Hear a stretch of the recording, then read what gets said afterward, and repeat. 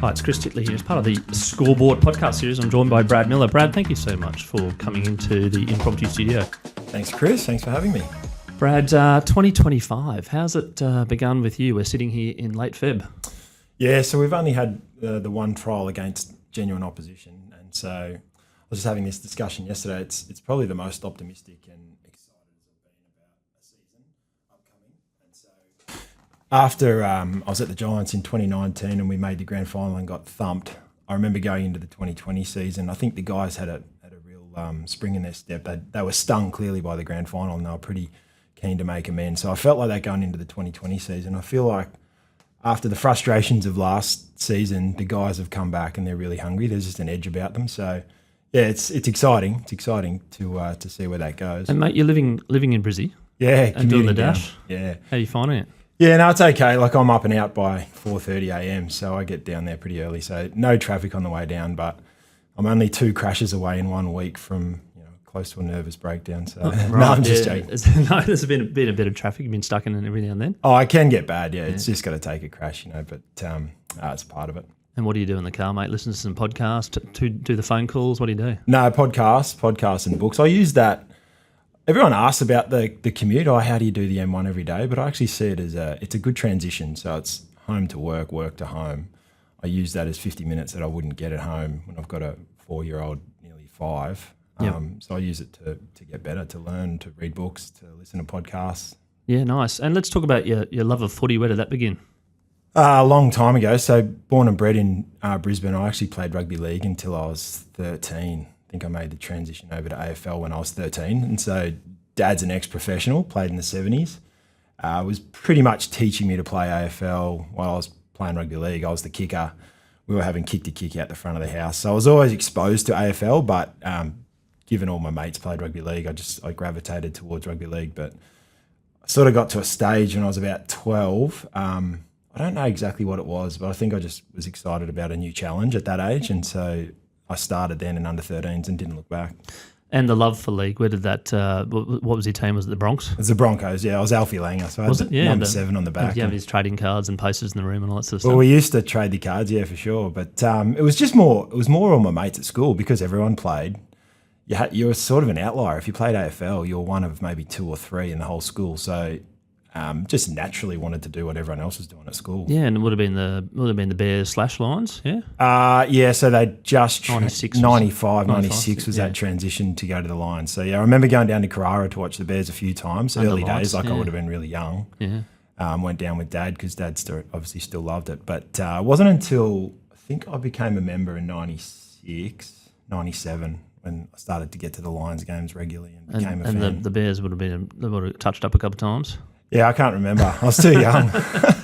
And so the love of AFL then, what was the fascination at the age of 12? Was it the ball going different directions? Was it the space? Yeah, it was from memory, it was the 360 nature. Because I was playing basketball at the same time, I loved the fact that because I was an athletic kid, I liked the fact that you could do anything. There was just a bit more freedom in the game. And so I remember just being that young and wanting to run and use my speed and athleticism, whereas in rugby league it always felt like it was sort of boxed in a little bit. You'd always get the ball on the third tackle and run at the same guy, and it just felt a bit more repetitive, whereas AFL felt like it was more 360 and you could express yourself a little bit more. And then throwing out the Alan Langer posters, who'd you replace that with then with AFL? Well, yeah, funny you say that. I was a Lions supporter, but it was Wayne Carey because I played forward. I love Wayne Carey. I played centre half forward too, so he was just naturally the guy that I gravitated towards. Yeah, and the ability to watch the games, did you get into that? Did you love the data and the statistics as well at that age? Not so much as a kid, no. No, it was more the athletic element. It was trying to get as fit as you could. It was just always the challenge of working on a weakness more so than the stats and the numbers. That sort of developed later. Yeah, and then when did you realise you were any good at it? The stats and the numbers? No, or the footy. Pretty early on. Like I reckon I made the state team in my first year only after about 7 or 8 games. So that was just by chance. I was a kid that could tackle. I'd come from rugby league, so I sort of made an impact on games. You used your skills already, yeah. Well, not so much. I didn't have a lot of skill, and I didn't throughout my whole career. That was never my strength. But I was quite hard at it, and I could tackle. And I think as a young 12, 13-year-old, that stands out. Like if a kid's got a background and feels comfortable with contact, that stands out at that age. Yeah. So I was able to come in and play on the Queensland team straight away. So. And then when you realised that you were pretty good and you were playing for your state, what was there a dream there? Was there a goal? Was there something that you're like, actually, I want to play AFL, or was it sort of let's just play as much sport as we can and have a bit of fun? Yeah, early days. So 13s, 14s, 15s, it was as many sports as I can. I was into lifesaving, swimming, surfing, anything I could do, I was up for. And then I sort of cracked it with footy. I had stress fractures in the foot, had a 12-month period where I probably only played 5 or 6 games for the whole season. So the frustration, my dad was coaching us at Mount Gravatt. I was frustrated because I was always injured. I actually wanted to walk away. And so I came home one day, I've had enough, Dad, I'm done.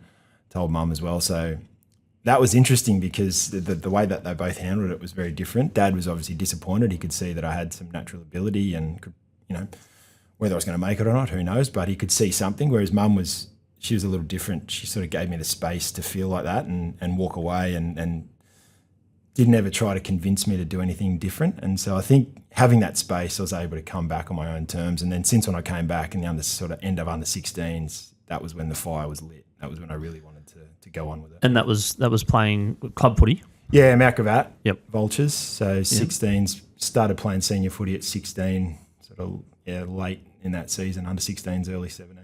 Yeah, with the men.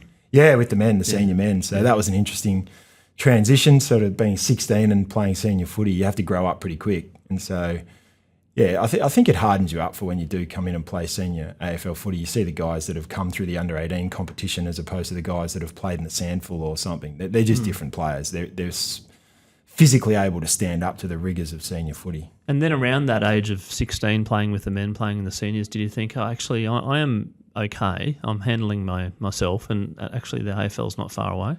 I never thought AFL. No, I'd never project myself. That was always a dream, and I'd always see it on TV, and it was something that existed in the background. But I didn't watch it and go, I wish I'd be out there, or I did dream, but it didn't actually sink in that it could become a reality until Mitch Hahn got drafted 2 years before I got drafted. He got drafted to the Bulldogs, who was a Queenslander. He'd played in the state team, so I'd played a bit of junior footy against Mitch and around Mitch. And then when Nick Riewoldt and Daniel Pratt got drafted the year before me, this was under 17, so Daniel Pratt was a year older, even though we played all our junior footy against each other.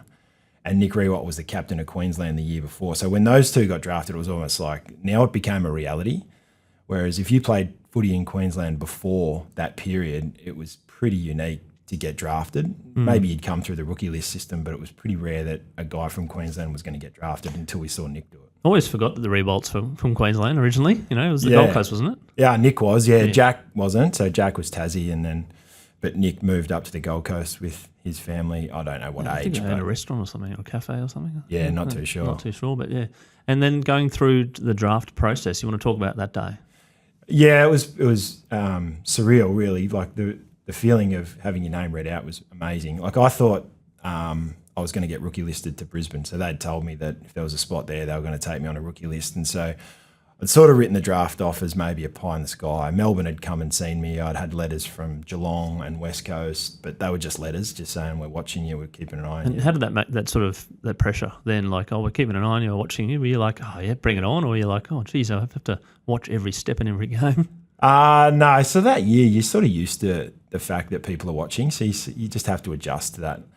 You do feel the pressure. I did anyway. I felt the pressure. But at that stage, getting letters, it still didn't become real until I actually heard my name get read out. I had to pinch myself. Like it was immediately your phone blows up. All the family are getting really emotional about it. And the prospect of moving away, that the reality sets in maybe an hour, 2 hours later when you've got all the family over at your place. But it's a pretty special moment in your life to see the joy that it brings your family. Had you lived out of home since then or before then? Never before. So that was a bit of a, like, I'm going here. Well, yeah, it was that. It was moving out for the first time. Where am I going to live? How am I going to feed feed myself? myself? 2 states away. Yeah. Like, never really done any cooking or, you're still living at home with your parents and with your mum. So it was that 12 months, I probably grew more in those 12 months, than I had in any other stage in my life, just having to face all those things, rent, going shopping, where am I going to live? How do I get to and from training? All of those sorts of things. Yeah. So you grow up pretty quick. Yeah. Yeah, right. And then heading down to the foreign state, the mecca of AFL, VFL. How'd you go? It was a huge shock to the system, and I can still remember the first paycheck that I got in the big city. I went straight to City Beach and bought $600 worth of board shorts and wetsuits and jumpers and things that I'd never done up It's a here. bit cold. Well, just even the fact that you had money to spend, like it was my first job. Like I'd spent 6 months before working in a fruit shop, unstacking fruit pallets, into a cold room. So I never had a lot of money. Then all of a sudden, when you're getting paid and you've got free time on your hands, you don't have to go to work on your day off. It's funny when you look back how big a milestone that was. But I just went and blew my whole first paycheck on board shorts. I can't believe I did that. And then walking around in boardies in the middle of winter in Melbourne, you're like, that's the Queenslander here. Yeah, exactly. Did you get a bit of grief? Like No, you know what? Still to this day, when I'm in Melbourne, I'll wear board shorts when it's 6 degrees. I don't know. It's spot just the tourist. Yeah. Mate, and then putting the kid on to getting selected for your first game, the memories around that and the dream or sort of dream come true. I'm like, actually, I'm here now. Yeah, so it's funny. Like we've just had a young fella who just got drafted, Leo Lombard, who has hurt his shoulder, so he's going to get a shoulder reconstruction. This was his first trial game, and I can remember I told him the story the other night. In the first marking contest in my first trial for Melbourne, we were playing in Adelaide. I've taken a chest mark and landed on my shoulder and done a really bad AC joint, and so it's like 6 to 8 weeks. And so I can remember that at the time, like getting a game, even though it was a practice game, all of a sudden you were running out with guys like David Neitz and Russell Robertson and those sorts of guys that were caricatures from a TV show. To me, that's how I saw it. All of a sudden you're playing with them, but then for that to happen in the first marking contest, just again it was a pinch yourself moment. It's like this can't be happening. Like all of a sudden your dreams are becoming real, and then you got to sit on the sidelines for 8 weeks. So. Yeah, that was cool, but it set me back. So I didn't debut until, I can't remember exactly what round it was, but it was about round 9 or 10. So still first year, so that was pretty cool. And I remember when Neil Danaher came into the locker room and told me I was going to play the first game, and the excitement of then wanting to call everyone on my phone book, on my contacts was... There was no social media back then. No, you couldn't put a post on. No, it was actually sending a text message. Archaic. Yeah, I know. I suppose the players that you're playing with, who you mentioned, were sort of iconic, and you knew their name, but they probably didn't know your name. Was that kind of a weird feeling? Oh, 100%. The first training session, going around. I'm such and such. You're like, I know. It's a weird feeling because all of a sudden you're their teammate. They're looking at you like they need to take you under their wing. They're sort of sussing you out at the same time. But these guys are superheroes, and so especially for a young kid from Cleveland up here, Queensland, you don't see a lot of footy stars, unless I used to go into the change rooms at the Lions games post-game. Again, it was just a barrier between this is real life and those guys are superstars, those guys are heroes. And so all of a sudden when you're going around shaking hands, it just feels weird. And how did you cope with that up here in regards to the fact that knowing that you're good enough, knowing that you've been selected for the reasons because you are good enough, and then playing with these, so-called icons and legends that you know, but then going, well, actually, I'm as good as them? Yeah, it took a while for that to sink in. I think you got to play 50 games before you actually feel like you can express yourself at the level. For the first 50, you're sort of just still figuring it out and holding on, trying to work out who you are as a player, how you're going to fit into this side. You're still earning the respect of your teammates. It's not until you've played 40, 50 that you start to feel like you've consolidated your spot. But the first game, let's go back to that first game. You said it was round 9 or... Yeah, it was round 8, 9. And who was it against? Fremantle over there. Yeah, so, right. You got the plane on the kit, and everyone's at the airport saying, "Oh, there's the Melbourne team," so you felt part of the crew, and then running out for the first time. Yeah. So it was being away. It was interesting because no parents there these days. Now we roll out the red carpet. The parents are involved. The first game, it's a big thing. Often they present the jersey. It's you got nothing back then. Hey, welcome to A grade. My parents aren't getting on a flight to go over to watch me play in Fremantle, but and they might catch a glimpse of it on Sports Tonight. Maybe, yeah. There's no KO. They're not watching it live. But I remember my most vivid memory of that first game, because it's going so fast, all of a sudden the level jumps up. I remember ball on the wing, and I went over, picked the ball up off the ground, had a player in my vision, didn't know who it was, got tackled, got holding the ball, and it was Peter Vardy, who I hadn't given the handball to. Very experienced, hard-nosed, crafty goal sneak forward from Adelaide, just been traded to Melbourne. He came over and he grabbed me by the jersey. I thought he was going to lift me up off the bottom of the pack. he's grabbed me by the jersey and he's basically pointed at me and he just said, "You give it. When I'm in front of you, you give it." And I just remember looking down, and it was that moment of plays going on so fast, crowd's looking at me, because I feel like all of a sudden everyone in the crowd's looking at you. You're 18, and I've got one of my senior teammates who I really respect looking down at me, just laying down the law. With the death stare. Yes, sir. Whatever you say, I'm doing what you're telling me. Yeah, right. Yeah. Okay. So that was like an orientation. Right? Yeah. And I think, it's always struck me the impact that those guys can have on young guys straight away. If they deliver their message in the right way, the growth that I got from that, it basically was just laying down the law. Now, his message could have been irrelevant, but it was the tone and intensity without disrespecting me. He told me, these are the rules, you follow them and you'll be okay. So it was a powerful message in leadership. And the speed of the game, that first game, was sort of like, actually, this is a bit quicker than I thought. Yeah, it was manic. It was crazy. The decision making. Yeah, the decision making. Yeah, the traffic. Like, because everyone's moving so fast and everyone's so strong and powerful, the chaos around the ball it's really hard to get used to. And like I said, like, it takes you 30, 40 games before you actually feel like you're at the level and you feel like you're moving at the same pace. Before that, you're going off instinct, and every now and then a mark will stick, or a good bit of play will happen, but you're not actually thinking. You're sort of just in fight or flight mode. And then once you become comfortable, you can start to then the game slows down a little. Before we talk about getting comfortable, your first goal? First goal. It would have been in one of those trial games before I hurt my shoulder. I don't remember. First goal might have been... First AFL goal? Yeah, it might have been my second game against Richmond. Just sort of like a non-event, really, in your brain? Pretty much. It wasn't a big one, I don't think. It wasn't a monumental one. Might have been a grubber off the goal square. Every game that you played, you started to get a little bit more comfortable about the pace, the routine, the pecking order. Yeah, I started down back. Oh, right. Forward early, then went down back, made my debut as a forward. Yep. Yeah, but then floated between centre-half back and centre-half forward. So... it took me until probably year 3. The year 3 was when I'd hit the 30, 40 games, and that was when I started to go, well, what do I want to get out of this season? Who am I as a player? What are my strengths? And then how can I use them to the benefit, and how can I fit into this forward line with David Neitz and Russell Robertson and guys that have played a lot of footy? I was just going to touch on that, the individual aspect of the game, obviously improving yourself and improving the way that you play and getting comfortable with the AFL versus where you fit in the team and the team dynamic. How did you cope with that? Yeah, they're both different. I think the pressure that players are under these days it's far greater than it was when we played, just with the access fans have to give you their opinion on how guys have played, and the media. Social media's just changed the whole landscape on guys. You're rubbish. They should be replaced. It's horrible. They get paid all this money and they miss goals and all that sort of stuff. I mean, it's hard to ignore for some players, I would have thought. It's really hard. It's really hard. You can tell a young player, don't look at it, don't read it. They don't know you. 10 o'clock at night on a Tuesday, just get the phone open. You've got a young player who, he could be dealing with some self-conscious thoughts or whatever, and so all of a sudden he's at his weakest moment. He's going to open it up and have a look, and then you can end up in a spiral. But in 2005, 6, 7... Wasn't there. You used to have to actually go online, and there was all these forum sites and blog sites back then.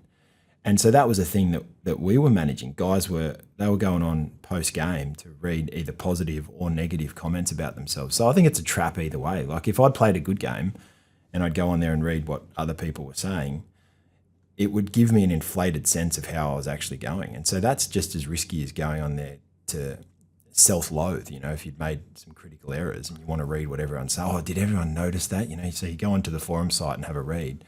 You just end up in a spiral of self-hatred. But it must be hard to ignore now. I can't imagine what it would be like, to be honest. But now as a coach, is it part of that's like, kids, they are kids, really, some of them, reading some negative stuff. Yeah, and so all I can do is sort of share my own experience in how detrimental it was for my own career, or just your ability to be happy while you're playing and not feel that stress and pressure all the time. Because you've got to be able to give these guys, we have to be able to hit the off switch for them. If they don't have an off switch, eventually they're just going to get to the point where they've had enough and they'll want to walk away. So it's a tough balance because, like I said before, like, you've got to have a lot of self-discipline to not get drawn into going down that path and looking at what people are saying about you. Yeah, and then during your career, you managed to play finals footy? Yeah. And do you want to talk about that level of intensity and that step up there? Yeah, so it was definitely a change.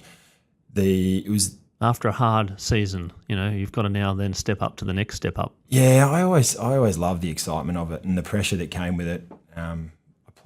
We played finals regularly in my first 4 years at Melbourne before we sort of fell off a cliff. And the step up in crowd, the scrutiny post game and the reviews in the paper On the forums. Yeah, well, and in the paper. Like Yeah, it was in the paper, then it's big spreads in the Herald Sun about finals and their rating performances and all that sort of stuff. So you get a 7, you're like, oh, is that good, bad, indifferent? Oh, someone got a 4, that's okay, But it's sort of funny when I think back to it now, like the amount of weight I gave people's opinion who just didn't really matter. They didn't know the ins and outs of how we were trying to play. They didn't know me as a person. It's just one person's opinion and how much effect that can have on a young player, whether it's positive or negative. Sometimes you get, like I said before, you get that inflated sense of how well you're going when you're not really going that well. How did you cope as an AFL player with people on the street recognising you and the trading cards, your name on a trading card finally? Yeah, it's a weird feeling. I don't think you ever get used to it. Yeah. Sort of, without sounding stupid, but just that feeling of having someone recognise that you're a footy player changes how you are. It changes your demeanour. And so I would always go out of my way to go and say hello, and I'd make time to, have a kick with kids and all that. That's not the part. It's when you go into a cafe and you just notice they might not say anything to you, but you just notice that all of a sudden there's a couple of eyes on you. Yeah, there's a couple of, especially in Melbourne. Like Melbourne, it's everywhere. And so without even knowing it, it does subconsciously change how you are. Being. So you're being less of yourself because there's that feeling that you're being watched. When do you reckon you played your best footy? Probably over that 2004, 2005, 2006 period. Even though you topped the goal scoring in 08. Yeah, with a huge tally of 26 goals. That's how well we were going. The other side of the ledger, not the finals footy that year. No, so that was just after the period where David Neitz finished up. Robbo was done. So it was that real transition period where I'd gone from being the third cog in a wheel of key position guys to then all of a sudden having to shoulder the load, and we were struggling. So you play forward in a side that's getting belted. It's really hard to impose yourself the way that you want to. Plus I miss way too many. You put me in front of the sticks like I was an unreliable set shot at goal. So that brought its own pressures. All of a sudden you start to feel like that transition period, the club's relying on you to then take the mantle off a guy like David Neitz, who has been a champion of the club. That builds pressure. I start to build pressure on myself. I'm like, people are relying on you, so then I need to step up. And in moments when I didn't, I definitely felt the burden of pressure. And what do you think in regards to your skill and your attitude towards the game, and even something Paul Roos called it his superpower, like to get selected to be the best and whatnot every week because there's other people wanting to play AFL. What do you think it was about you that you could look back on and go, I was good at that and that's why I was actually picked every week and that's why I played AFL? Yeah, I think there were two things. I think it was my ability to work. So I had an ability to push through and wear an opponent down. And so what I lacked in talent and skill, I made up for in work ethic. And sometimes I'd have bigger second halves than I would first halves because I'd just ground my opponent into the ground. I was able to run all day. So that was a weapon that I had as a key position guy, that I could run better than most other key position backs. And then the other one was that I was just willing to do whatever it took for the team. And so what I lacked in talent, I made up for in my willingness to play a role, to create a contest, to do all those things that are unheralded but are important for team structure. So I look at guys that can do that now as a coach, and being reliable and not remarkable is really valuable. In a team, in a balance, like your role. Exactly. And if you know your role well, even though it's probably could potentially be the detriment of your individual performance, maybe, I don't know.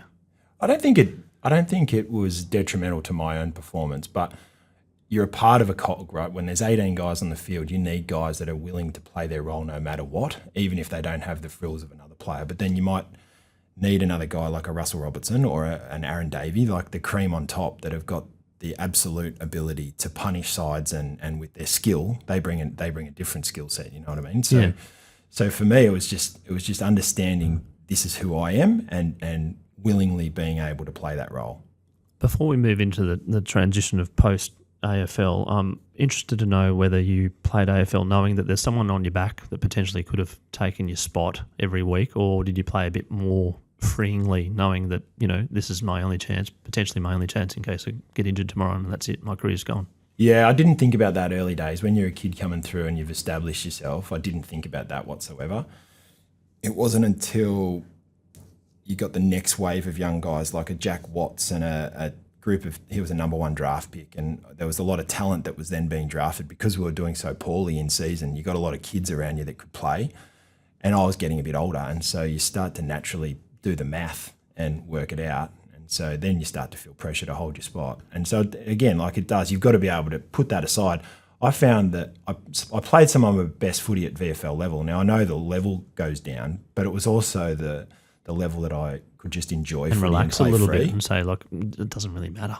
Well, that's right. I mean, it does matter, of course, but I'm not being detriment to the VFL, but not for your mindset going, well, I haven't got the Herald Sun all over me on the front page if I miss a clanger, right? That's right, 100%. And so because the level was down, the scrutiny wasn't as high, you definitely could take it easy on yourself.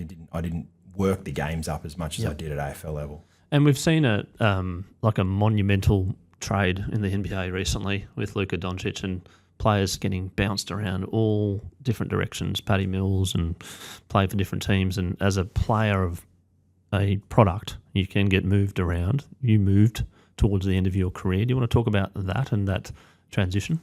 Yeah, so that was a different one for me because I got delisted by Melbourne, and so I was desperate for another opportunity, so I was willing to go anywhere in Melbourne. So we had kids that were at school, our life was there in Melbourne, so I wanted to stay in a Melbourne club.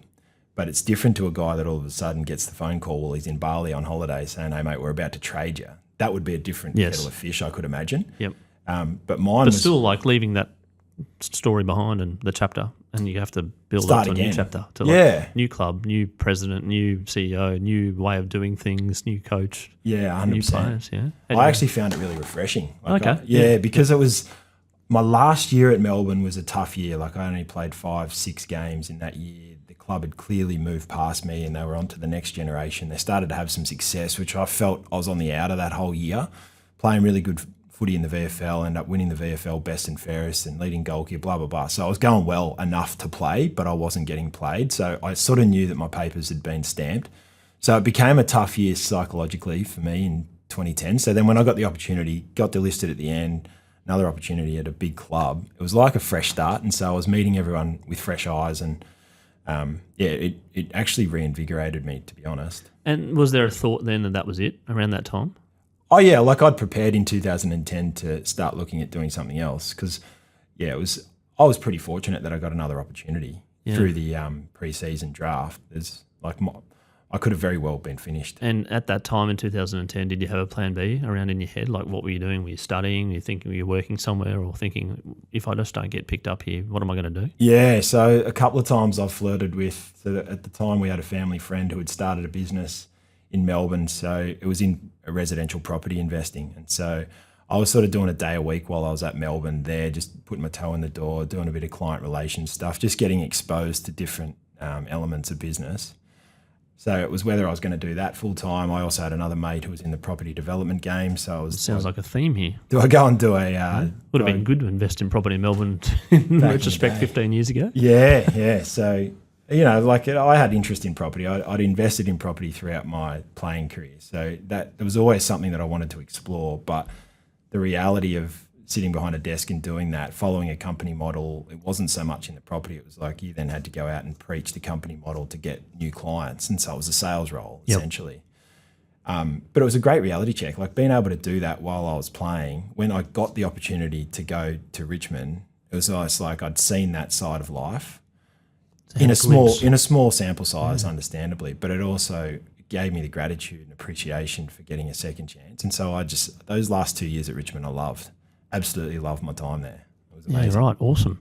And then towards, obviously now that you made the call, you're like, time's up, and the love of the game was still strong that you wanted to potentially stay in it.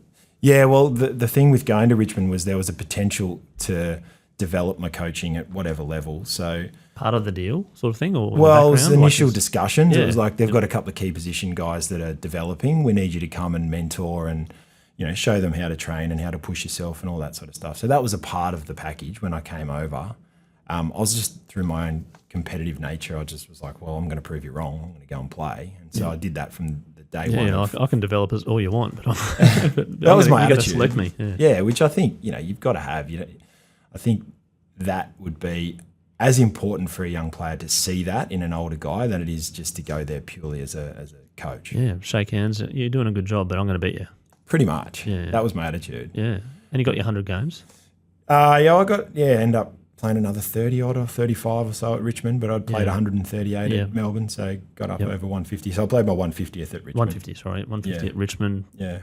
And from the dream as a kid, Yeah. to then play the 150 running through, getting the milestone. Yeah. How did that feel?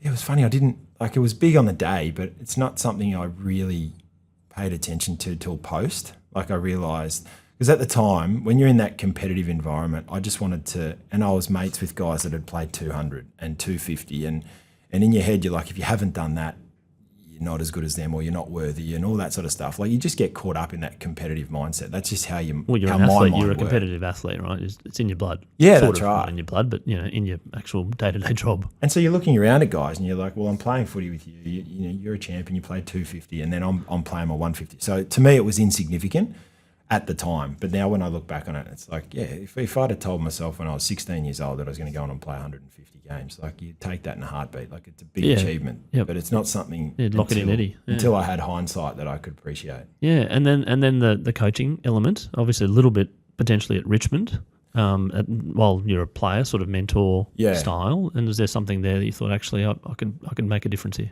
Yeah, so when I finished, when I was no longer going to play on any AFL footy, I remember Wayne Campbell, who is now currently our general manager of footy at the Gold Coast Suns. So he was establishing the Tigers VFL team. So they were going to break away from Coburg and create their own standalone VFL team. And so he wanted me to then play, but then coach as well. So there was going to be a playing coaching. Like a player-coach thing, yeah. But which is sort of common now, but back then it wasn't. Yep. And so it was a way that they could get a player, one for their VFL side, but then also you could split the wage and get a coach plus player. So it was an economical way to get both. Yep. And how'd you go there? So I never did that. So I chose not to. So I wanted to have 2 years when I finished playing because I always wanted to get back into it. Over those last 2 years at Richmond, it did actually light the fire. I did coaching courses, and so I was being exposed to the coaching element. But I decided I wanted a break. Once I'd finished, I was like, I want to have 2 years away and actually just do something else, find some other things to do, add some colour to your life, face new challenges, all the rest of it. But I only lasted for one. Yeah, right. So, and the reason for that, just getting a little bit footy obsessed, the brain? Yeah, it was the pressure that we were talking about. So I'd built it up so much that 365 in your head. Pretty much, yeah. It was hard to hit the off switch. It's why I'm passionate about it now, guys being able to have the balance, being able to be flat out 100% when you're there, but then also being able to walk out the door, having had the discussions that you need to have to feel content enough to walk away and turn the off switch on and just recharge. Yeah, because it's been such a part of your life, I'd imagine. So what are you doing that year? So I worked with a company that were based in Adelaide. Again, it was in property, but it was self-managed super funds, and so it was a sales role similar to that. I'd go and walk you through the company's model to invest your super in property. Yeah, right. And so what they were doing was trying to I don't have any property in my super. You don't? No, should I? Well, maybe you should. I've got some shares. You're talking to the wrong person. I'm a coach. Just trying to get your pitch now. No, so when I did that, I'd gone from being in a locker room with 44 other guys. They were an Adelaide company trying to branch out into Melbourne and leverage contacts. And networks that you built through your career. Yeah. Pretty much, but I was in an office by myself. And so they would come over for 2 days of the week, the guys from Adelaide that were teaching me whatever. But I was basically I've gone from 44 of your best mates around you all the time to then being isolated. It's like, this is not for me. So you're in a satellite office, not the main office, by yourself. Yeah. No one recognises you. No one taps you on the shoulder. You can't talk. There's no team there. Well, it was more the banter. I just missed the locker room banter. So it's just like a library. Yeah. So it was and I was still playing footy. I went to Heidelberg and played a year at Heidelberg in the Northern Footy League. Yep. And so I still had that element. I look forward to training on a Tuesday, Thursday in games. So that side of it was still going well. But in terms of work, I was like, there's got to be something else out there that I can, one, utilise my strengths, but also just be around people, because I'm a people person. I enjoy conversation. I enjoy the banter and taking the mickey out of someone, having a laugh, all that sort of stuff. That's hard to replace when you've been in a footy club your whole life. Yeah, and you're sitting in an office just quiet, maybe putting the radio on or something. Yeah, it's like you're on the show alone. But then getting on to coaching, the love again for footy lasted a year outside of it. But then right, let's get back into it, and your opportunities that you got. Then you want to talk about that? Yeah, so I definitely started to feel the pull, and then I remember the pivotal moment was Paul Roos had got the job at Melbourne, and so he was going to go back, and he needed a whole new coaching panel to go back with him. And so I knew Paul from my playing days. There was a possibility of being traded to Sydney at some point in my career, and so I'd met Paul and I knew Paul, but then also Josh Marnie, who was the forward line coach at Melbourne under Dean Bailey. He was then moving into operations and to general manager. So I had those two contacts, plus I reached out to Richmond as well. So yeah, the pull to get back in came a year earlier than I had hoped or wanted or planned. But once I reached out to both Melbourne and Richmond and the job came available to get into development, it's just I haven't looked back really. Yeah, and the being on the other side, not playing, and the way that the game has potentially changed, has it been hard to adapt as a coach now versus a player, that maybe a decision that you would have done as a player is probably a little different potentially with the game? Yeah, there's frustrations involved with coaching because you're not actually doing. And from a competitive person, that'd be a little bit tricky, right? Yeah, it is because you want to get out there. I am a person who, if I do see something that's struggling or not working, I want to just take over and do it myself. That's just an innate part of my personality. Yeah. But what I always do is I always challenge. If I see that something's not getting through, I challenge myself that my message isn't getting through. So what have I done to contribute to this not working the way that it should work? And that's the question I'm constantly asking myself and have done since day one. How can I do this better? I would always do that as a player, but now as a coach, it's different. It's like your messaging and how can you build a relationship with that player so he trusts you more, so then when you ask him to do that at halftime or three-quarter time, he actually responds for you. So that's just a question that's always reverberating in my brain. Yeah, and I suppose a player that sees you, they're like, oh, I don't really know him, but after a while you develop that trust, and so then your role is to get that trust with that player to say, this is what I think, and they go, oh, actually that makes a bit of sense. Yeah. Whereas maybe early on they might just say, oh, thanks for the advice. Pretty much, and I would try to mimic. I would always try to mimic coaches that I'd had when I was young. Yep. Like when I first got into coaching, I'd try to coach like my dad, or I'd coach like Neil Danaher, and so I learnt early on that ranting and raving and trying to be the emotional coach all the time, if you haven't done the work to build the relationship, then it's just pointless. Sort of in one ear, out the next. It's ridiculous. It's a ridiculous way to go about it. And in those days, because Melbourne is affiliated with Casey, I was a development coach, and so I was actually a line coach for the VFL side. So I'm going out to Casey 2 nights a week plus game day, coaching our Melbourne guys who are playing for Casey, but then also coaching Casey players and yelling and screaming and doing all that without having built the relationship with those guys because I'm seeing them twice a week. It was a good lesson to learn that that's not for everyone. You can't coach how you've been coached. You've got to find out who you are as a coach. And who are you as a coach? I'm more of this. I'm a people person. Yep. Like I try to invest in a player to make them feel like I care about them as a person. Then I feel like the X's and O's and the tactics and all that sort of stuff, you're better placed to ask a player to do something if you've built the relationship. And so if you asked any of the players now, I would hope that they would say that, yeah, he cares about me as a person. That's who I am. And then the opportunity to come back to your home state. Yeah. You want to talk about that and now, where you're at now? Well, it was having kids. So Indy, my daughter's now nearly 5, and so we were in Sydney on the Central Coast and quite isolated from family. My wife's Western Australian, so she was Perth until sort of later in her adolescence and early adulthood. She moved to Melbourne, and then we ended up meeting in Sydney. But being pretty isolated in Sydney, I'd stepped away from the Giants because we'd just had the baby, gone into hubs in COVID. She was only 6 weeks old, and we were faced with been away for just 18, didn't 20 know. weeks. Yeah. So I stopped. I pulled the pin that year in 2020.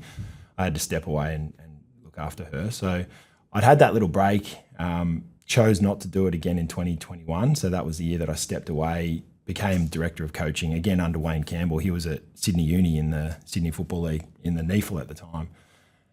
So from Richmond to Sydney and now the Gold Coast. Now back to Gold Coast. It's funny how footy works like that. It's a people industry. So, so through that period, we were like, Wayne called me and he said, "Oh, look, this job's about to come up," because we're at Sydney Uni together. And then he said, "Oh, look, I'm about to take on this opportunity. Would you come with me?"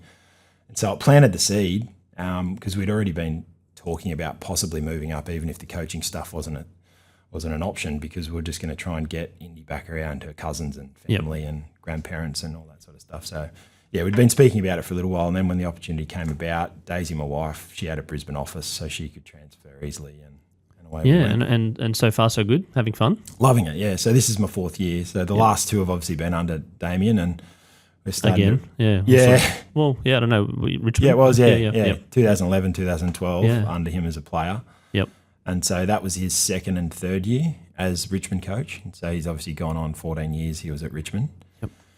It's interesting seeing who he is now compared to who he was back then. So young coach, came in, had some really strong views on how he wanted the game played, but it was a lot of detail. Like I remember the game plan early days, it was just thick, like playbook that would have been 80 pages long. Every way was scripted. You had to turn this way, ball movement to here, like everything.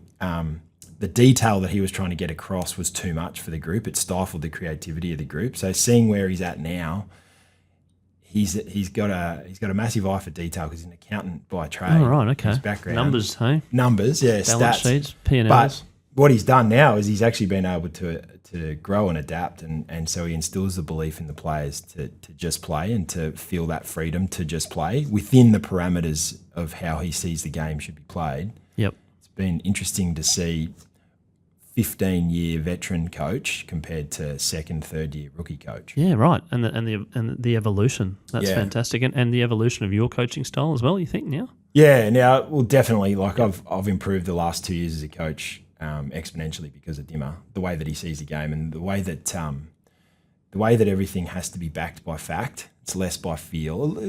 The art of coaching is always going to be by feel, but if you've got any suggestions to make or if you've got any ways that you think you want to change the game style, you better come with some facts as to how it's going to work. Like a process-driven, like data backup. It's like data a lot backup. of the businesses that I used to follow back in my stockbroking days were very like, come with me if you can show the data that it's going to improve margin by 0.5%, which will improve the top line by whatever, which will be domino effect, etc. Yeah. And how like it's just not an idea. It's like, well, actually we've tested it and it works, etc. Yeah, that's right. That's right. And so often an idea is spawned through gut feel and something you see in the game and I think we can do this a bit better.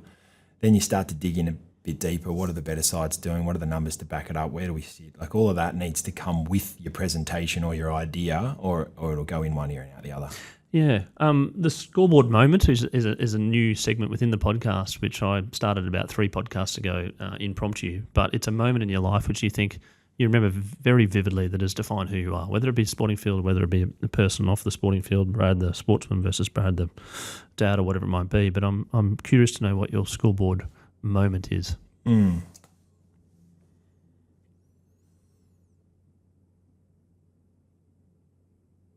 Yeah, it's interesting. It's a lesson that I've learned this year with my son. So he's now 18, has relocated to Los Angeles 3 years ago and is punting.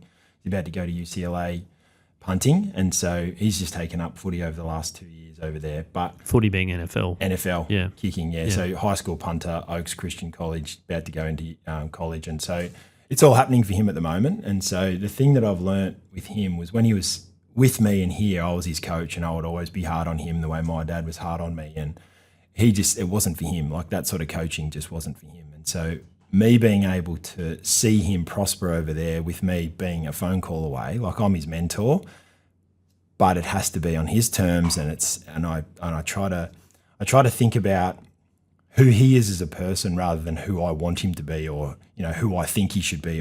accepting and embracing who he is as a person has seen him flourish. Like the space that exists between us now in our relationship has allowed him to grow into who he's become.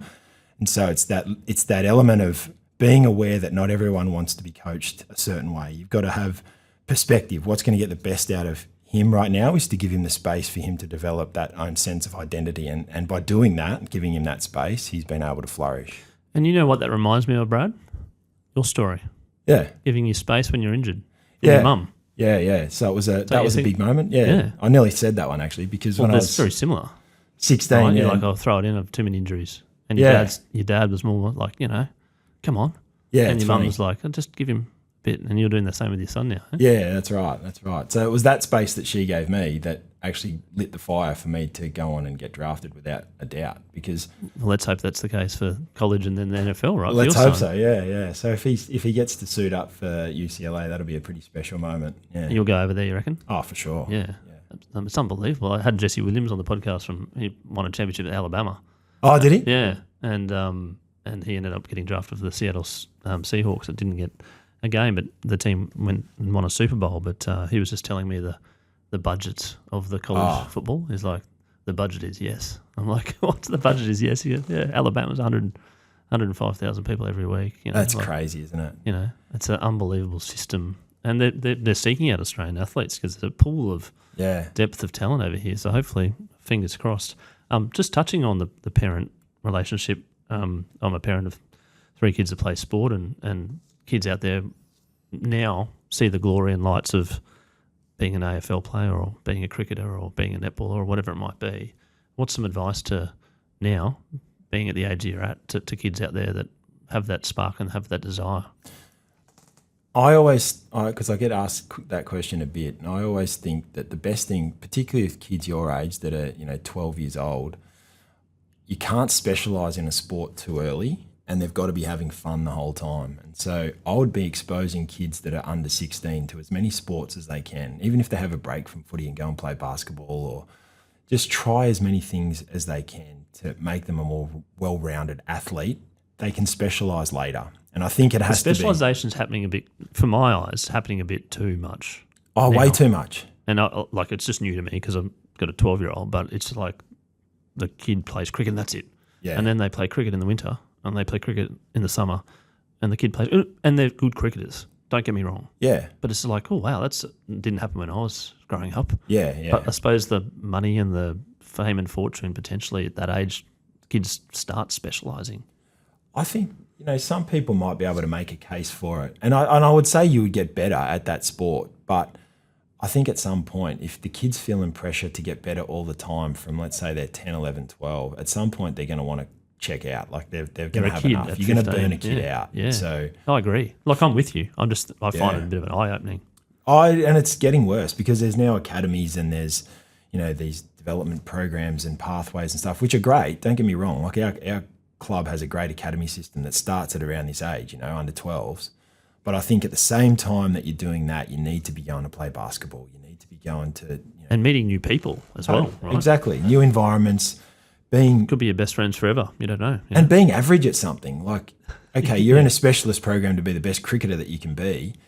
Why don't you go and try tennis where you're not great and feel what it feels like to be average and learning something new again? I think that's really important for kids. That's a great way to finish, Brad. Thank you so much for being on the Scoreboard podcast today and sharing your story. And congratulations on your career as an AFL player. But now the next chapter as a coach and also as a parent and also living your life post AFL, broadly speaking, as a player, but also as a coach. And I wish you well. Thanks, Chris. I appreciate it. Thanks for having me.